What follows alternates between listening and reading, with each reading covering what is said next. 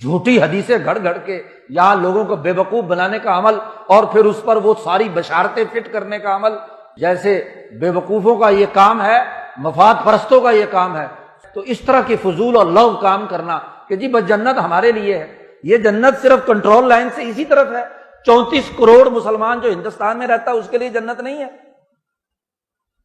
جی، تمہارے سے تو زیادہ ہے تعداد میں، تم 22 کروڑ کے لیے جنت ہو، جو بد اخلاق بھی ہوں، جھوٹے بھی ہوں، وہاں سے لوگوں کو لے کر آئے کہ پاکستان کا مطلب کیا، لا الہ الا اللہ، اور یہاں 70 سال سے لا الہ الا اللہ کے خلاف نظام قائم کیا، ظلم کا نظام قائم کیا، تمہاری حیثیت کیا ہے؟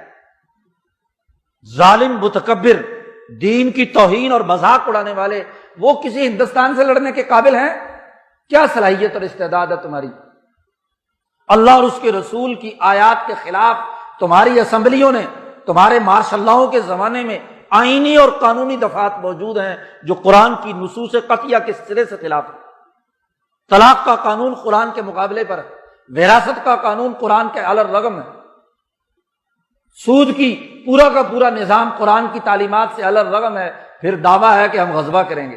یہ منہ اور اس طرح کے مقابلے کی باتیں، وہ لوگ جنہوں نے یہ کام کیا تھا وہ مخلص تھے، محسن تھے، ان کے صفت احسان کا تقاضا یہ تھا کہ مکران کے ساحل سے بلوچستان سے داخل ہوئے، غزنی سے ہندوستان لاہور میں داخل ہوئے تو بنگال تک پہنچے، پورے بر عظیم پاک و ہند میں یہ بنگال کی اکثریت ہندوستان کراس کیے بغیر ہی مسلمانوں کی ہو گئی، یہ مالدیپ وغیرہ کے اندر مسلمانوں کی اکثریت ویسے ہی ہوگی، یہ 30-40 کروڑ مسلمان ہندوستان کے اندر ان تمام مخلصین کی تعلیمات کے بغیر ہو گیا۔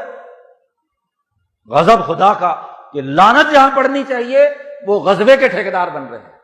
بھائی دنیا کی کوئی جنگ لڑنی ہے تو اپنے مفادات کی جنگ لڑو، اپنے مفادات کے لیے کوئی کردار ادا کرنا ہے تو اس کے لیے کسی کو بھیڑ چڑھاؤ۔ پہلے مذہب کے نام پر افغانستان لڑایا، وہاں کون سے غزوے کا حکم دیا گیا تھا؟